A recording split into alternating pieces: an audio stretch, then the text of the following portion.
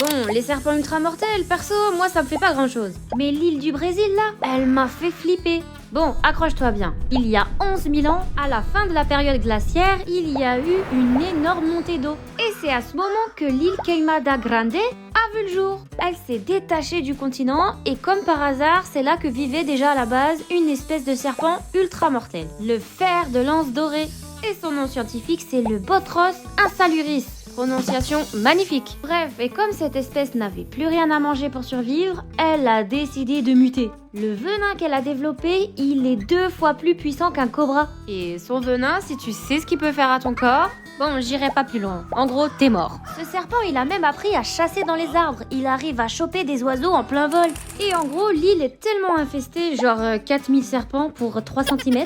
Ben, l'armée brésilienne, elle a dû interdire l'accès. C'était trop dangereux, déjà de 1 pour les serpents, et de 2, bah pour nous. Et attends, elle a même des rumeurs, cette île. Un ancien gardien de phare et toute sa famille se seraient fait tuer pendant la nuit. Mais ça, c'est une autre histoire. Mais au fait, tu pensais être tranquille derrière ton écran? Est-ce que tu sais qu'il y a des petits malins, des trafiquants qui viennent la nuit sur l'île? Ils arrivent à capturer discretos les serpents et les revendre au marché noir à 30 000 $.